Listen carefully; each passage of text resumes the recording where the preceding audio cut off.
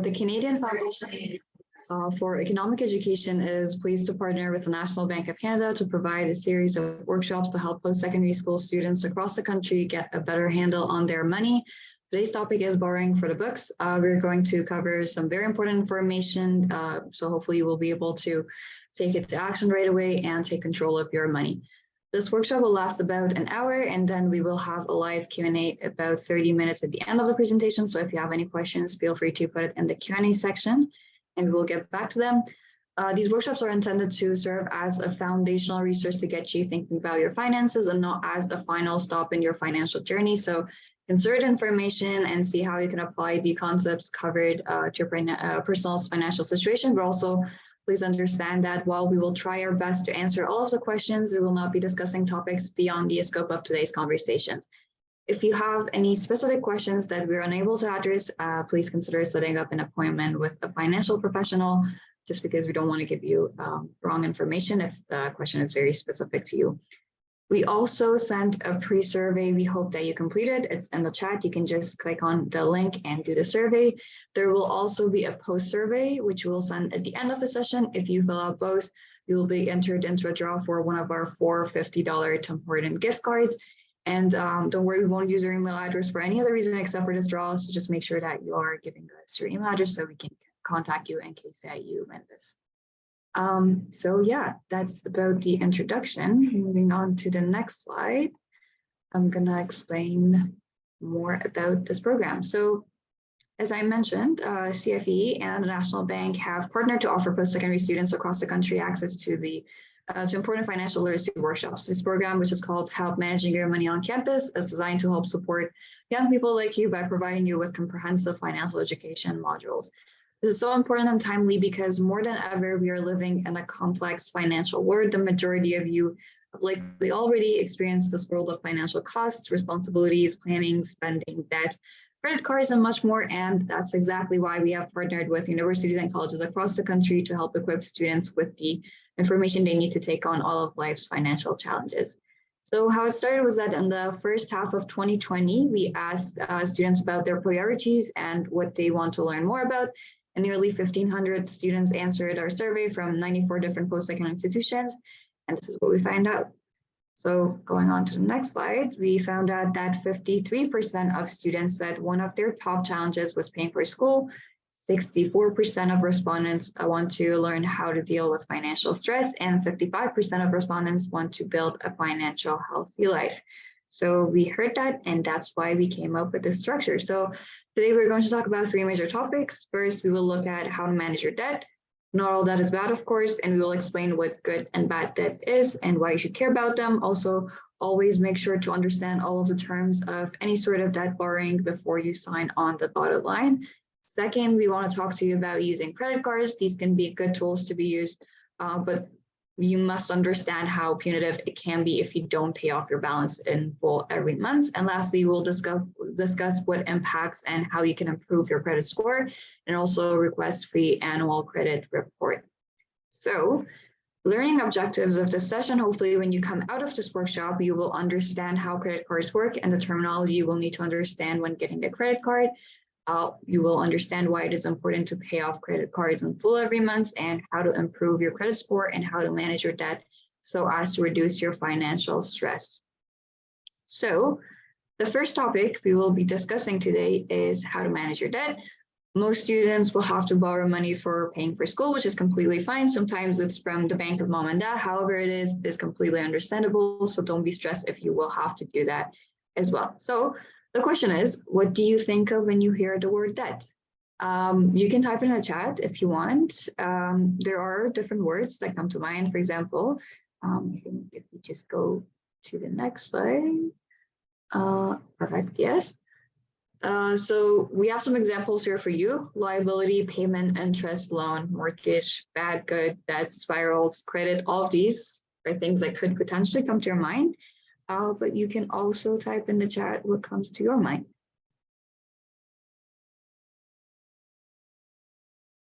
And again, we have some examples for you, so you can use those as well.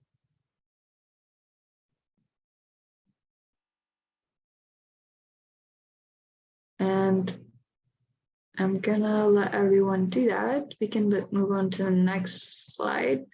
So everybody's thinking about their answers, but feel free to type it in the chat whenever you have an answer. So just talking about debt, there are many types of debt. This includes student loans, credit cards, overdraft protection, and a debit account, personal loans, mortgages for home buying, leases, and home equity. But we can go through some of them. For example, student loans, which you probably will have to deal with a lot. These are specific government loans available to help students for paying for their education, including college, university, trades programs, and even some retraining programs. We have credit cards, a type of a revolving credit from a financial institution. Overdraft protection, it might be a term that is new to some of you. Basically, it's an optional coverage through your bank to protect you from non-sufficient funds or NSF fees if you spend more money than it is available in your checking account. Then we have personal loans, which I know what they are. I'm sure you know what they are. Mortgages, leases. For example, lease is also a similar in function to like renting and most often seen with vehicles where you agree to pay principal and interest in order to use an item still technically owned by the lessor, which could be, for example, a car dealership or something like that. So these are some examples. We will go and take a look at some of these in more detail. But let's move on to the next slide and actually watch a video. So borrowing can be a good financial strategy if it helps you acquire something, for example, if it's a house or an education, which in this case might be true for a lot of you, because that could add to your net worth, basically. It can also help you acquire things like card that you can easily save up for in a timely way. As with any debt, of course, consider the interest costs and only borrow what you can afford. But we're going to take a look at this video. So hopefully we will understand the difference between good debt and bad debt.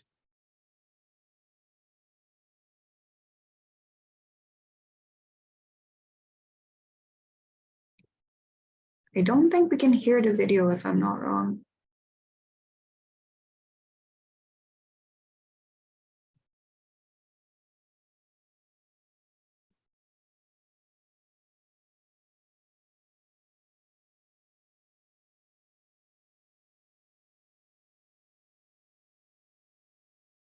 I think, Raban, if you could reshare your screen, that would be great because I don't think it has a voice.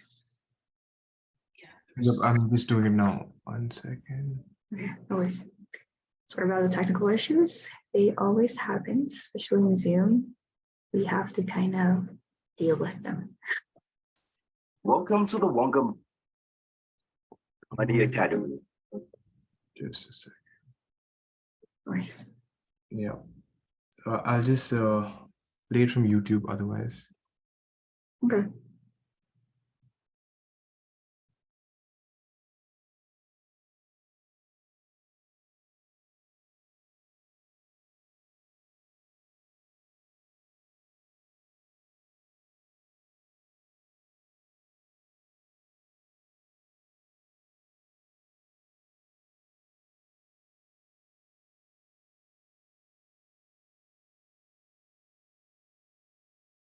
Okay. Sharing my screen now.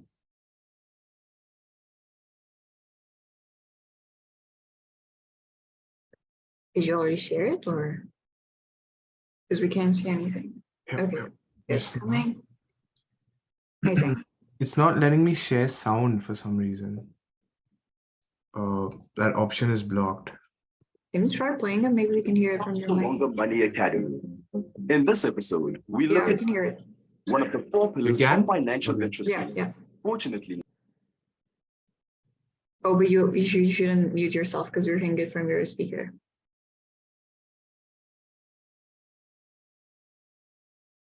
yourself in this position, as the amount of money you pay back is always more than what you borrow. This is because credit providers offer a service that comes with a fee. They work out the fee by adding a percentage of what you borrow to your monthly installments, and it's called interest. There's also a difference between taking on good debt compared to bad debt. Borrowing money to pay for things you don't need counts as bad debt. Expensive clothes, the latest electronics, or pricey holidays, once they're worn out, burnt out, or over, you'll have nothing to show for them. Take buying a brand new car, for example. It will definitely lose its value and perhaps put you in a tough spot as well. What if you lost your job and couldn't keep up with the repayments? You might end up with a loan that's greater than the amount you could sell the car for. That would leave you with no car, plus an outstanding debt to pay. Credit card debt is always bad because the interest rates are a lot higher, usually in the double digits. In many cases, if you can only make the minimum payments, it will take you years to pay it off. Good debt applies to things like taking on a student loan for an education. In the long run, it will help you earn a higher salary. So essentially, you'll be accepting debts to get ahead in life. Taking out a home loan can also be a good debt situation. Once it's paid off, your home will be a big financial asset. The interest rates are also low compared to other credit providers. That's all on debt for now, but we'll be coming back to it later on in the series. Amazing. So hopefully you now understand the difference between good and bad debt.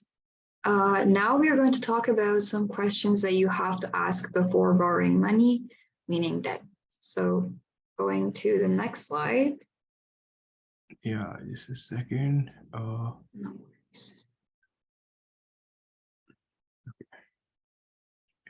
Okay, actually the slide after that, I already talked about that. So the first question is, how much are you able to repay each month? First, you have to make sure you can afford the loan and its monthly payment. It is important that you do not make financial commitments you cannot afford. So very important to do your research before applying for any kind of thing that's going to put you in debt. The next question is, what is the total amount you will need to repay? So it is important to also calculate the accumulating interest on top of the loan within your repayment schedule. Interest rates vary depending on the type of loan. For example, if you take out a $10,000 loan, the first year the interest at 5% compounded annually would be $500, or a total of $10,500. If no payments are made, then the following year it becomes 5% interest on the $10,500, for a total of $1,025 in interest, or the loan total of $11,025. So again, it's very important to consider what is the total amount you will need to repay, and if you can skip it or not, just because there is interest. The next question is, what does a secured loan mean? A secured loan means if you do not repay the loan, the creditor has legal claim of your assets. This could be a house or a car or whatever that you have debt for. And again, this is based on the terms of your contract. Your interest rate on a secured loan is usually lower, as a financial institution, of course, can take something of value from you if you don't pay for it. But be aware, as you, of course, don't want to lose your car or a house to the bank just because they have the right to take it from you. The next question is, how long will it take me to repay the loan? Always reference the term of the loan and the contract. A good rule of thumb is the longer the term, the more interest you will have to pay. The PMT function in Excel can actually help you understand how the term, interest rate, and number of payments can affect how much you pay each month. So make sure that you're referring to it in case you need extra help. And then if I miss a payment, will the interest change? This depends entirely on the type of loan you have, and interest rate may increase if you fail to pay by the due date. Always read the full contract you are signing. Once you sign, you are obligated to follow the contract, and the lender has a team of lawyers who drafted their contract. So you really have to be careful because a team of lawyers, it's very possible that they're going to win. And the next question is, does my loan have insurance? Loan insurance may be an option depending on your creditor. By paying into loan insurance, it is possible for the creditor to pay your monthly payment for you if you are unable to work or have become ill.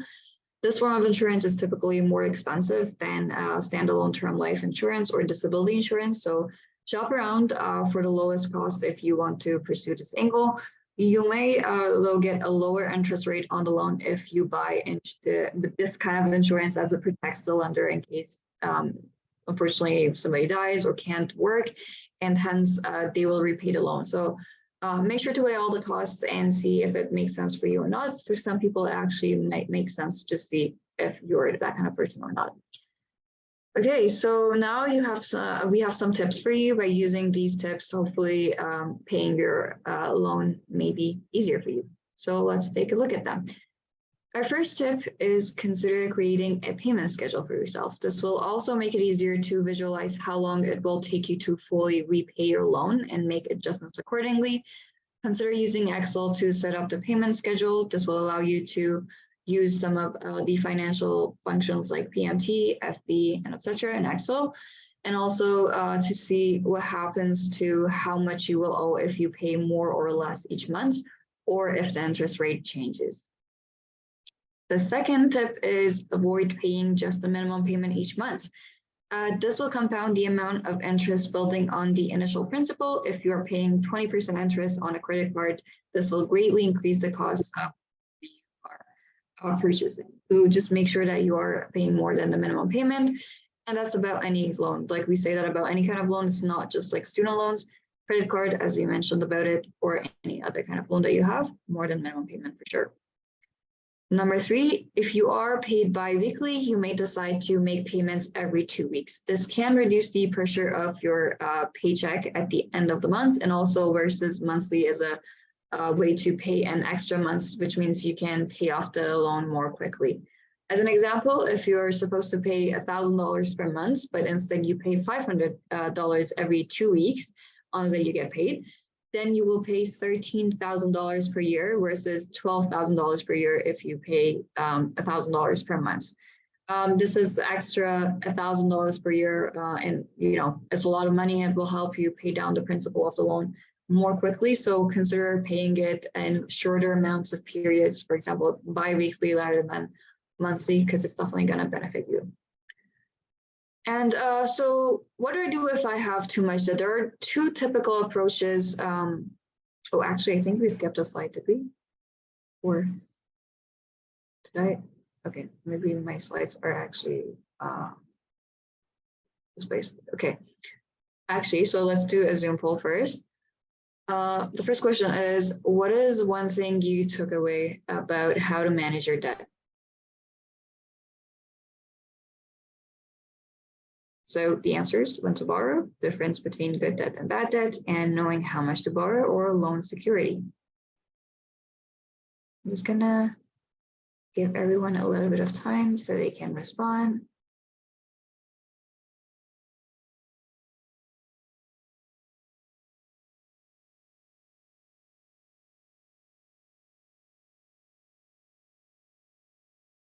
Okay, see a few responses.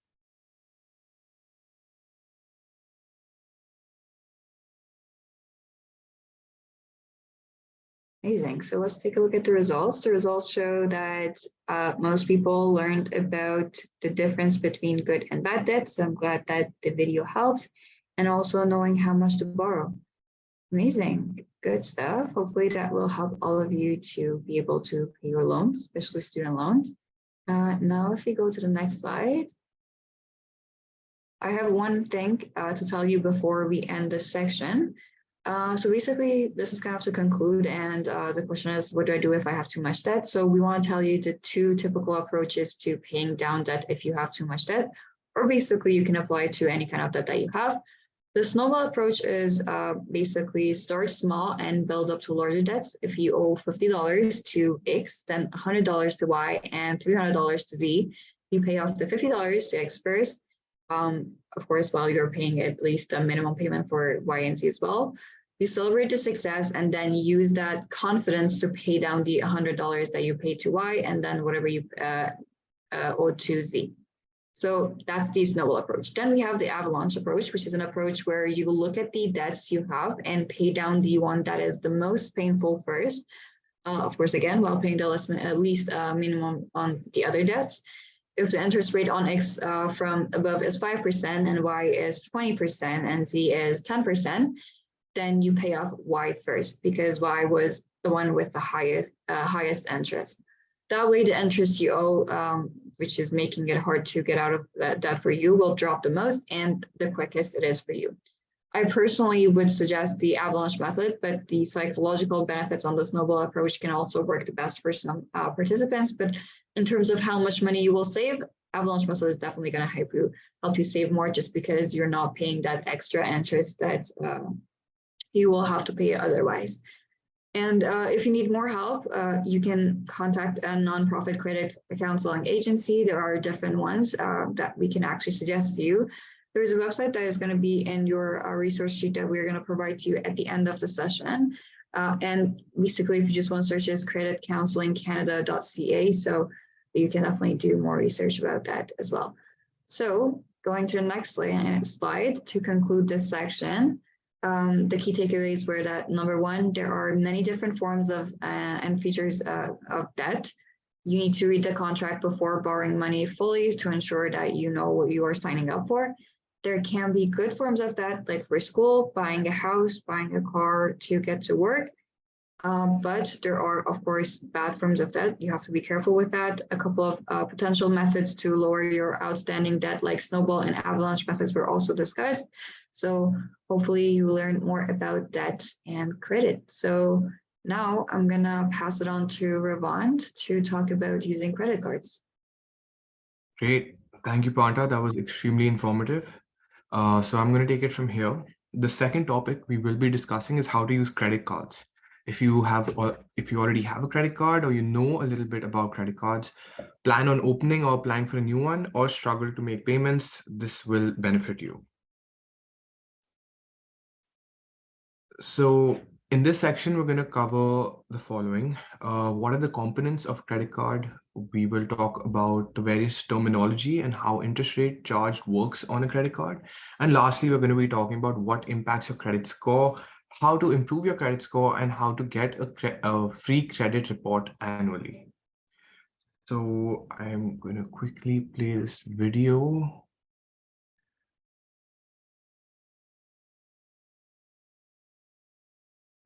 I am going to play it on YouTube, so just bear with me for a second.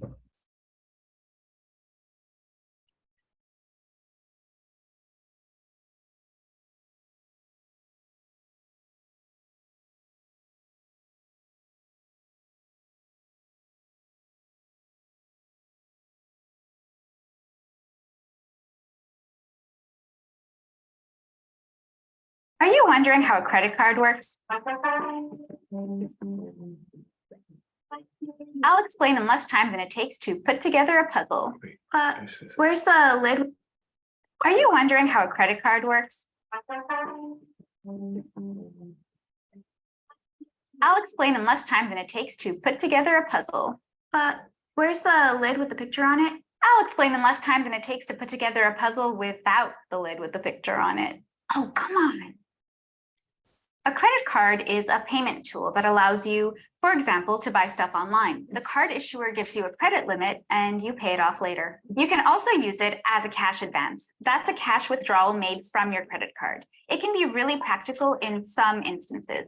Interest on cash advances is higher than on purchases, and it starts being calculated as soon as you make a withdrawal. Every month, your bank will send you a statement, including your credit card balance, minimum payment amount, and a due date.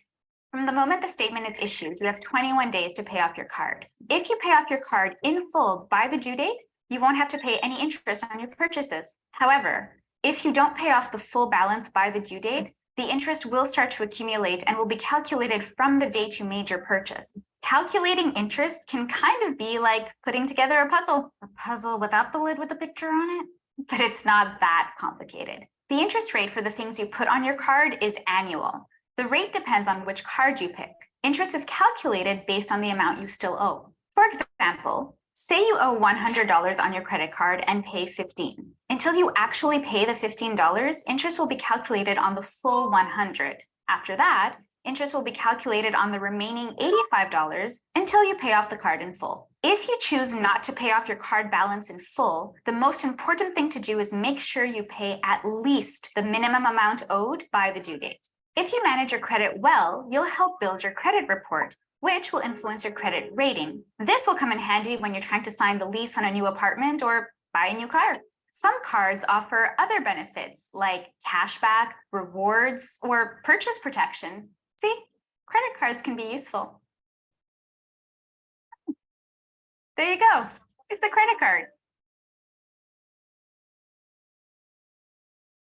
Okay, fantastic. So that should have helped you understand a little bit about credit cards, and we will move on. Um, so let's talk about a few things to know about credit cards. So let's talk about 8 different things. The annual fee. If your credit card charges an annual fee, ask the lender if they'll waive it. They may be willing to do so to keep your business. Often a student card has no fees. And then there's the balance due. So your statement will tell you what you owe and when it's due. The amount due can include any unpaid balance that you owe from a previous bill, as well as any new charges, interest, late fees, or annual fees. The credit limit is the amount that you can borrow using your card. The lender can't change this limit without letting you know. Finance charges. If you do not pay your bill on time, these charges can include late fees plus interest. You'll likely pay a higher rate of interest on any cash you borrow using your card, and a lower rate on money you borrow for purchases. Your credit card company treats these as 2 different kinds of balances. The grace period is the time that you have to pay off the balance that you owe each month before you have to start paying interest. In most cases, the grace period starts on the billing date and ends a certain number of days after. Under Canadian rules, if you pay off your balance in full each month, your lender must give you a grace period of at least 21 days on all new purchases. If you don't, you'll pay interest on the full amount that you owe back to the date of the purchase or when you borrowed on your credit card. The annual percentage rate, or the APR, includes all loan service costs and interest. It may be higher than the interest rate that you see in the loan contract. The introductory rate is a special offer that gives you a temporary lower APR. In most cases, the offer lasts about 6 months. Then it goes up to the normal rate for your type of card. Your lender must tell you in advance when interest rates are going to increase. The minimum monthly payment. So most cards ask only for a minimum payment each month. This is often 5% of the current balance or $10, whichever is more. Your monthly statement will tell you how long it will take to fully repay what you owe if you only make the minimum payment each month.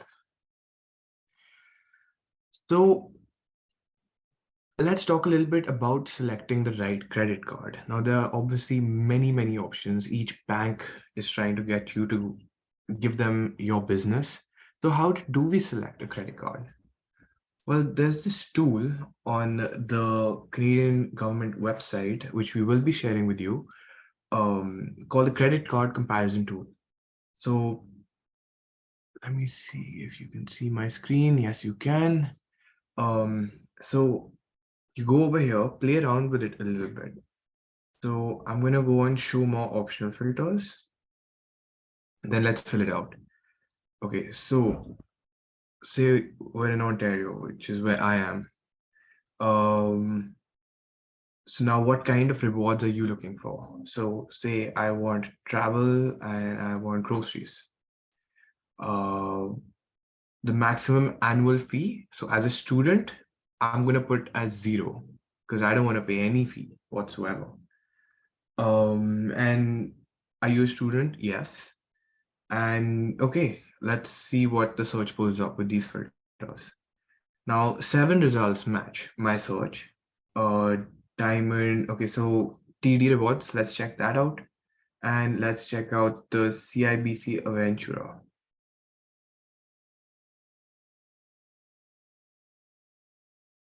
Now here, you can actually have the 2 side by side and look at what's different. So anything highlighted in blue is what is different. Everything in black is the same between the two. So we can see that there's a difference over here. Minimum income required for households, it is 15,000 for the CIBC one. You can take a look at the benefits. So they both have groceries, travel, along with other stuff. So basically you can spend some time here and actually think long and hard about which bank you want to give your business to. Which bank is going to be the best for you, given what you want as rewards and service, etc. So there are many special offers from banks while you're in school. This includes the ability to open bank accounts, debit and credit cards without monthly fees. It's recommended to find a credit card that fits your needs. It's important to shop around different types of credit cards before selecting one. A prepaid card is a payment card that you use to pay for your purchases. Prepaid cards can be either physical or electronic. When you use the card, the merchant deducts the amount that you use from the total amount on the card. Be careful of the various fees included in a prepaid credit card. A secured credit card requires that you provide a security deposit to the financial institution that issues the credit card. Your credit limit is normally set as a percentage that is equal to or higher than your deposit. Depending on the credit limit you request, the security deposit may range from a few hundred to a few $1,000s. If you don't make your payments, the financial institution may use your deposit to pay the money that you owe. Be careful when signing up for a secured credit card from an unknown financial institution due to needing to make a deposit. Let's watch another video, the last video for the day, one that explains how credit works.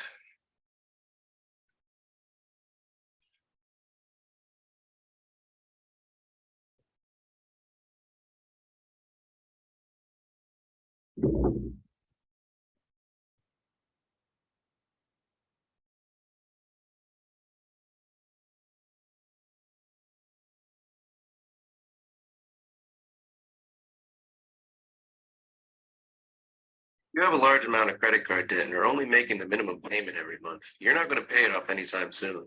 In fact, if you only make minimum payments, it could be decades before you find yourself debt-free again. Say, for example, you have $10,000 in credit card debt, which is represented by the water level in this glass. In order to pay off that $10,000, you'll need to empty that entire glass by returning the money you owe to your credit card company. So every month you pour out a little water by making your minimum payment, which is on average around $142. That payment lowers the total amount you owe to $9,858. That's a little bit lower, but not much. Unfortunately, there are outside influences that can raise that, mainly being interest. Interest normally charges you around 17% of your outstanding balance at the end of every month. After 17% interest on your outstanding balance is charged, that brings your new debt amount to $9,999. So after 1 month, you've paid your credit card company $142, but your total debt has only gone down by $1. The next month, if you still only make the same minimum payment of $142, your debt will be down to $9,857. But again, there's that pesky interest sneaking up on you.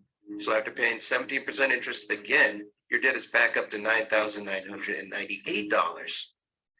That means after paying your credit card company $284, your total debt has only gone down by $2. After a year of making that same minimum payment every month, you'll have paid your credit card company $1,846, but you'll still owe $9,995.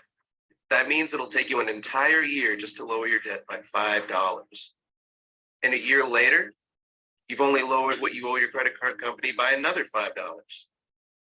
Eventually, you'll see that if you took action to lower your debt, the money you're paying the credit card company could go towards things that you'd much rather have, like a used car, or a brand new car, or part of your child's college education, or even grad school.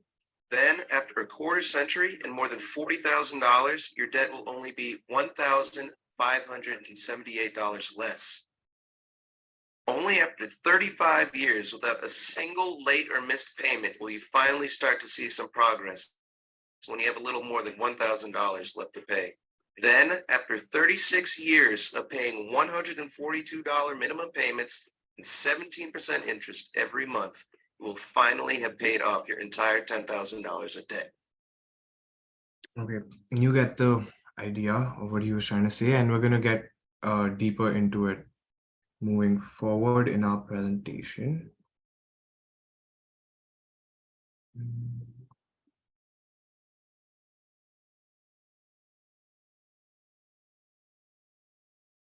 So if You make the minimum payment, it can take several years to pay off your credit card. For example, say you owe $2,000 on your credit cards. The interest rate is 20%. If your minimum monthly payment is $60 to start, which is 3% of your outstanding balance, note that the minimum amount will go down as you make payments as your principal is lower. Near the end of the payment period, the $10 minimum monthly payment will become the amount paid. So by making just the minimum payment on your debt, it will take roughly 15 years for you to pay off your debt, and you will pay over roughly $4,200 or more than double the loan amount. So on a loan of $2,000, you're going to be paying $4,200.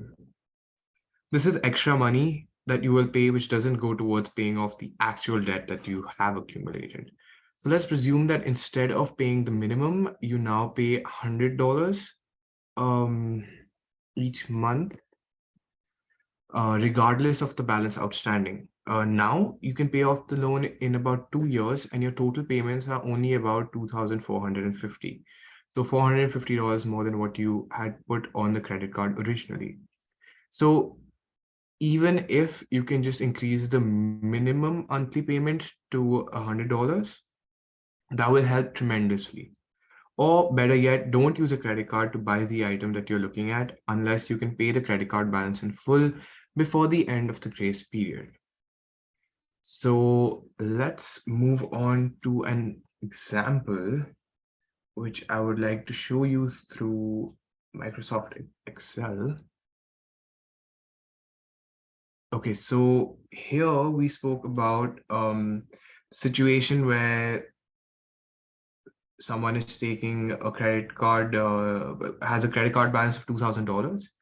And as per the 3% rule, so 3% of the outstanding loan, minimum payment is usually 3% of the outstanding balance. So in this case, it's $60.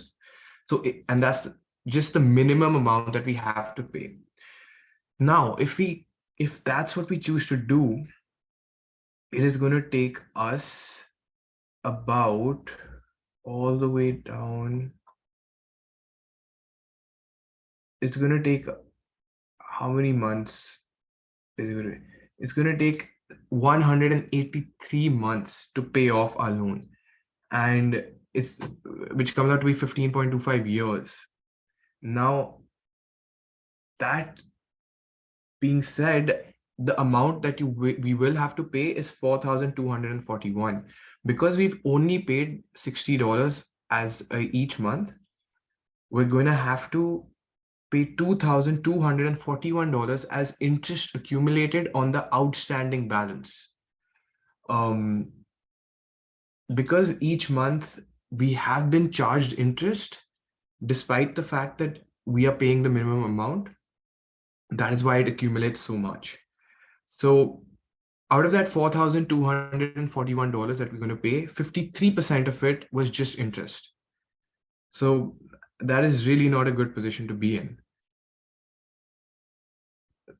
So the conclusion here is that it makes absolutely no sense to just pay the minimum amount. Oops, sorry about that. Because if you do that, then it's going to just take extremely long to pay off your credit card debt. Now, let's talk about credit card fraud. If someone steals your credit card, they may be able to run up a large amount of your purchases very quickly. Typically, your bank won't make you liable for charges, but it's best to be careful as the theft of your credit card can lead to identity theft, which can be much, much worse. Some scams use your stolen credit card to make purchases. Some use your card to steal your identity and open more credit under your name. Review your credit card statements to make sure that all the purchases are yours. Most bank-issued credit cards will not make you pay for any unauthorized or fraudulent transactions on your credit card. You will have to sign a statement claiming that the activity was fraudulent or unauthorized. So some tips when using your credit card in public places or at places of business. Keep your credit card in a safe place. Limit the number of credit cards that you carry with you. Cover the keypad with your hand or body when entering the PIN so no one can see it. And keep your credit card in sight at all times when making a purchase.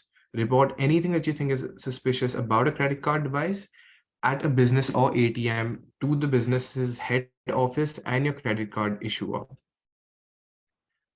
So some key takeaways from this section, we understood how credit card work, how a credit card works, especially interest charges and grace periods. We learned that there's a ton of credit cards out there, and we talked about how to select the best one for you. We spoke about how to make sure that you're paying more than the minimum monthly amount to lessen the pain from credit cards.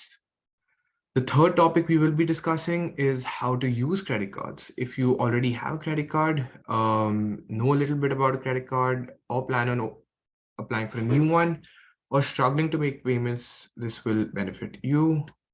So in this section, we're going to talk about what a credit score is and why it matters. We're going to talk about what impacts your credit score and how to improve it. And then we're going to talk about how to get a free credit card report annually. So what is a credit score? Now, we are going to watch this video, a short 1 minute, 40-second video to help you understand what a credit score is.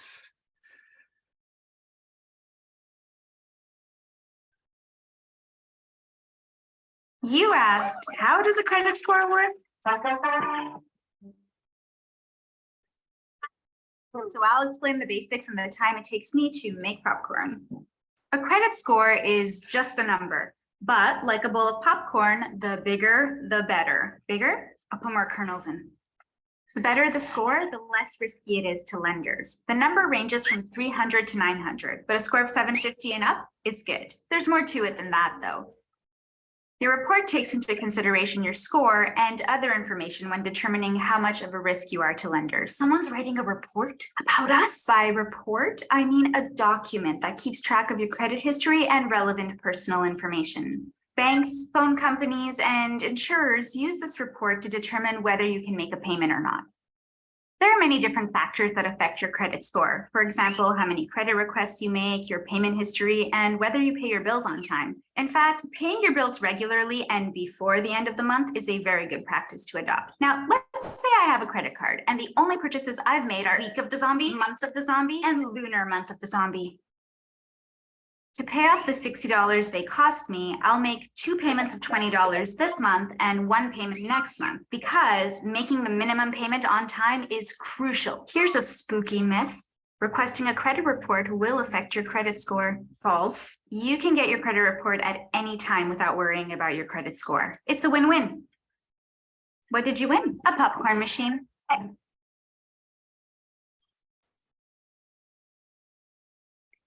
Fantastic. Your debt's under control. So the National Bank of Canada actually has a lot of these videos, extremely informative if you ever want to take a look.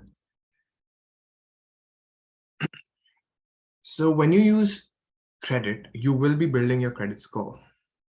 It is thus important to have some borrowing to ensure, if you want to borrow for a larger purchase like a house or a car, that your credit rating will be established and positive.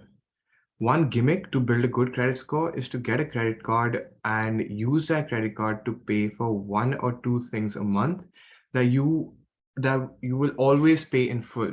For example, your cell phone. After having paid off the credit card in full for 12 to 18 months, you will see a meaningful improvement in your credit score. Your credit score is used by lenders to determine what kind of borrower you are. It can affect your eligibility for certain loans or credit cards, as well as the interest rate you get. A credit score is a numerical summary of the information contained in your credit report at a particular point in time. If you have any credit accounts, such as credit cards, mortgages, or loans, you likely have a credit report. In Canada, your credit score ranges from 300 to 900, 900 being a perfect score. If you have a score between 780 and 900, that's excellent. Do your best to try to stay in this range, as it's harder to get in this level than it is to stay in this level. If your score is between 700 and 780, that's considered a strong score and you shouldn't have too much trouble getting approved with a great rate. You may need a credit score of 750 to lease the car that you want, but a prospective landlord may be fine with 650, so it's up to each lender to decide. When you start hitting 625 and below, your credit score is getting low and you'll start finding it more and more difficult to qualify for a loan and will likely pay a higher interest rate. Note that it will take time to improve your score, and so always have a plan to improve your score. Be patient and stick to the plan. Don't obsess with the exact number, but be aware of where your score fits into the ranges. The two most important things that go into your credit score are your payment history. So do you pay all your bills on time, your cell phone, Netflix, hydro, water, etc.? And the second is your credit utilization, so the amount of debt outstanding to total credit available. As a rule of thumb, try not to have more than 30% of your credit limit outstanding at one time. So if you have $1,000 limit on a credit card, then try not to have more than $300 outstanding at one time. As for the 10% piece of pie for new/credit inquiries, a hard check is when you authorize a lender to check your credit, like a mortgage application, credit card application, renting a property, new cell phone. And a soft check is, for example, when you get your free annual report, a company inquires to see if you qualify for credit, an employer does a background check on you. So correcting past issues will take time. People looking to extend you credit will want to see 12 to 24 months of good behavior. So paying on time for 1 month won't help you, but if you pay on time for multiple months, so you generate a habit, that is going to be beneficial. So you can likely access your credit score on your banking app for free. So building on the previous slide, how do we improve our credit score? So you should pay your bills on time. You should keep your balances low. You should have a long credit history. And you must avoid unnecessary credit applications. You should have a mix of credit types. So your credit score may improve if you have different types of credit products, such as a credit card, a mortgage, a line of credit. However, you should only apply for credit when and if you need it. And the last option is to get a secured credit card. So you will be needing to make a deposit to get one of these cards. So make sure to be dealing with a known financial institution. Your credit score is based on what is in your credit report. Your credit report is a record of how you manage your credit obligations. It contains information on loans for the past 6 months, payment regularity, how much you owe per account, what your limits are per account, a list of authorized lenders who have access to your file. There are 2 credit reporting agencies in Canada. You can get free copies of your report from TransUnion and from Equifax once per year. It is your responsibility to correct any errors on your credit report. So we would encourage you to request a free report from one of the agencies annually. If you have a good credit, it will give you more leverage in negotiating with creditors. There's a lot of... have one question, sorry. Someone asked, how long will it take you to improve your credit? So it can take a month or so if you do no, I have heard of stories where people's credit scores have improved really quickly, but normally it happens over a period of time. So make sure that you're not borrowing more than 30% of your credit limit. And I think over the span of 6 months, you will be sure to hit the 700 mark. So yeah, also, please hold on to the questions till the end of the webinar. We will be having a Q&A session, so we'll take all of your questions there. But yeah, so moving on, there are a lot of opportunities to spend small amounts of money on your credit card. If you are gaming, there may be offers to buy things for 99 cents at a time, as an example, which is easy enough to do, especially if your credit card is on file. But be careful that all of a sudden you're not spending $25 to $50 each month on little things like that. Another potential example is various streaming services. Often there is a teaser rate at a cost of say $10 to $15 a month, and it isn't even much after the teaser rate. It doesn't seem like much, but it adds up.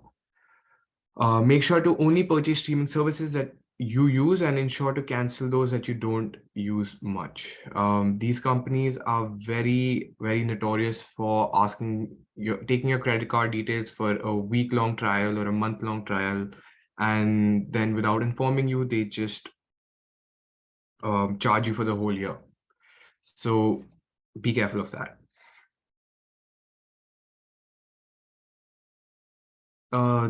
So the concept of buy now, pay later has been around for decades. It started as a layaway plans to allow buying a couch and paying for it in a year. So the new approach to buy now, pay later could be a scary development for personal finances, as it's easier and more prevalent. You are able to buy a lot of things now, take them home, and then pay in 4 easy installments. For example, a couch or a phone or anything along those lines. So note how the proposition is pitched to merchants. So those who want you to buy their products.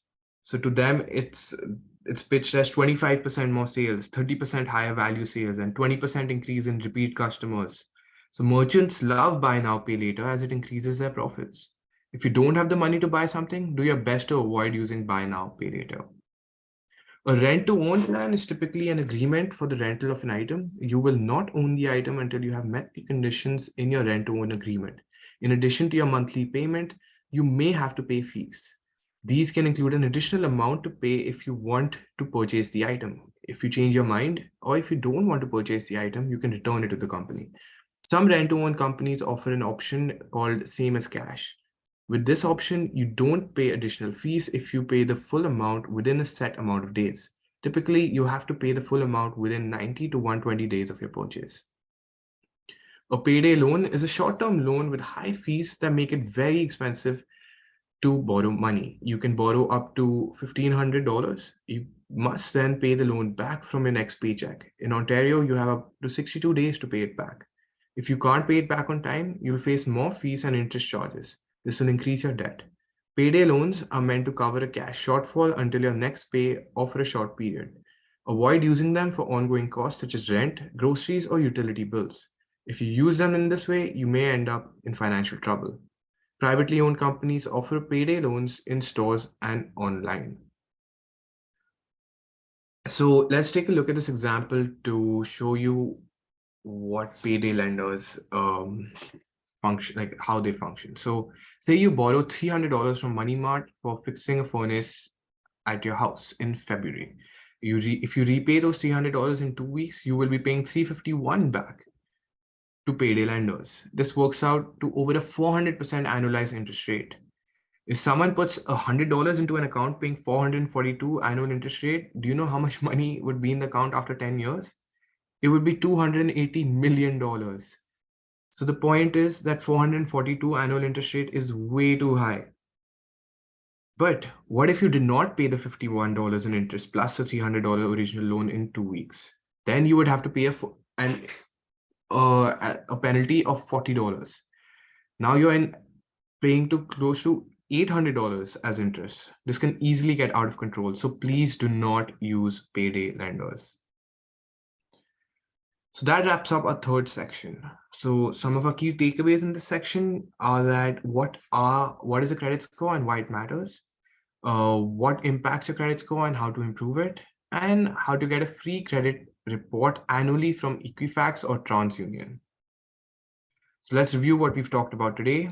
Ponta earlier spoke about how to manage your debt, that there are different features and forms of debt, that there can be good and bad forms of debt, and a couple of potential methods to lower your outstanding debt.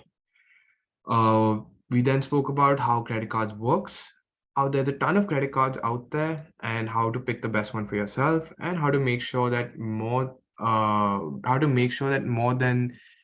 make sure to pay more than the monthly payment to lessen the pain from credit cards. And in the last section, we spoke about what a credit score is and why it matters, what impacts your credit score and how to improve it, and how to get a free credit report annually from Equifax or TransUnion. So in the next steps, you should look into your student accounts at banks. You should request a free credit report, and you should check out more program resources, all while making a plan to pay off your credit card.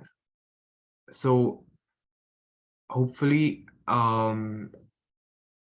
today you have learned and understood how credit cards worked, why it's important to pay them in full monthly, and how to improve your score and manage your debt as to reduce your financial stress.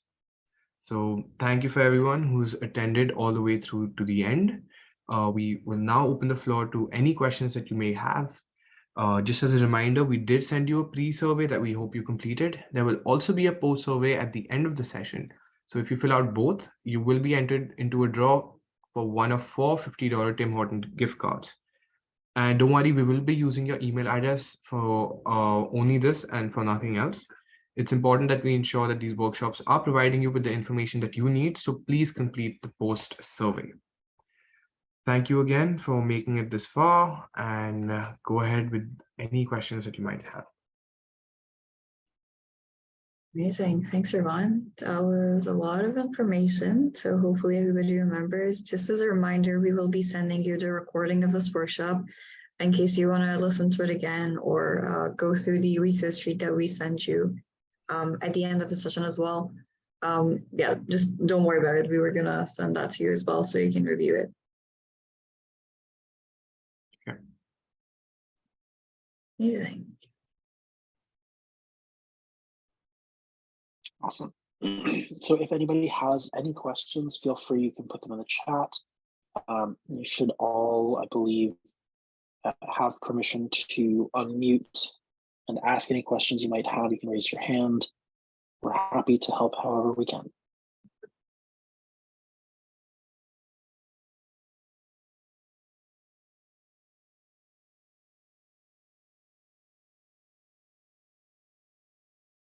Yep, that was definitely a lot of information. Like always.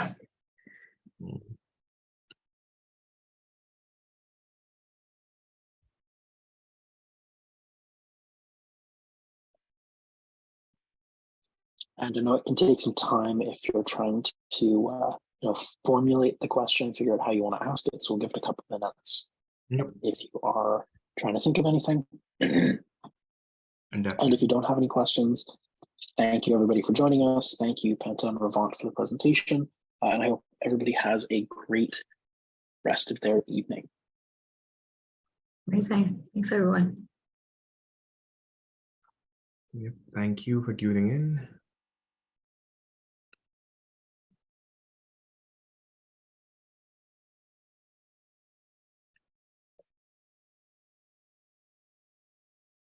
Okay, seems like people are making their way out, so I think we can call it there. Okay. Thank you, everybody. Thank you. Bye. Thank you. Bye-bye.